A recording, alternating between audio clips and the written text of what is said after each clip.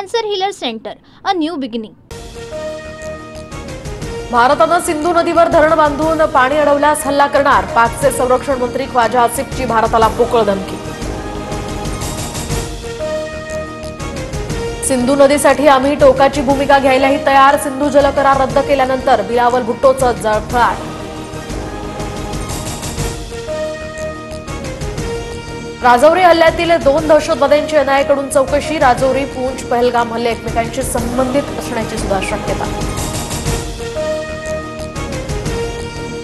पहलगाम हल्ल्यानंतर नौदल अलर्टवर. समुद्रातनं पाकला संदेश. भारत 7 मे रोजी अरबी समुद्रात क्षेपणास्त्र चाचणी करणार.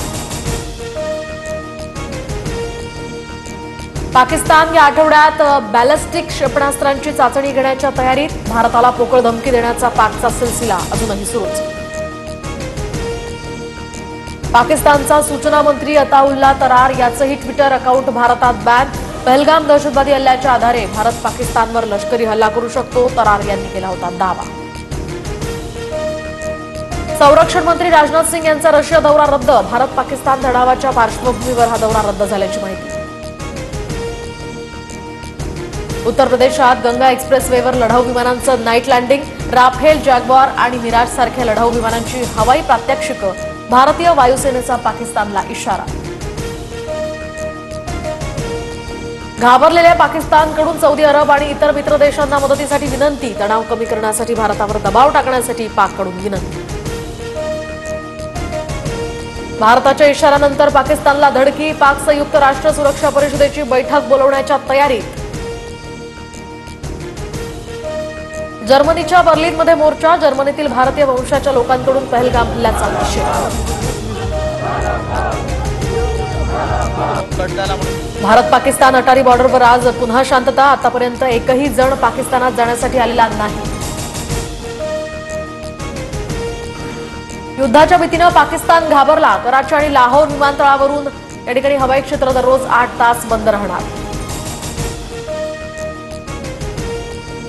लाडकी बहीण योजनेसाठी सामाजिक न्याय विभागाचा निधी कसा वळवला. निधीवरून संजय शिरसाट यांचा संताप, तर अर्थ खात्यातील काहींनी निधी वळवल्याचा सुद्धा आरोप.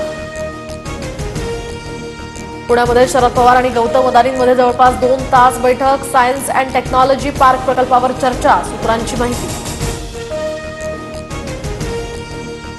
गोव्यातील शिरगावमध्ये शिलईराई या देवीच्या यात्रेदरम्यान चेंगराचेंगरी, तर 6 जणांचा मृत्यू तर 50हून अधिक जण जखमी झाल्याची माहिती.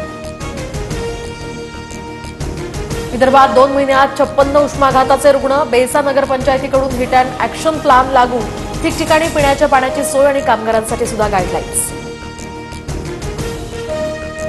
मे महिन्याच्या पहिल्याच आठवड्यात मुंबईतील किमान तापमानात मोठी वाढ. पुढील आठवडाभर किमान तापमान चढेच राहण्याचा अंदाज.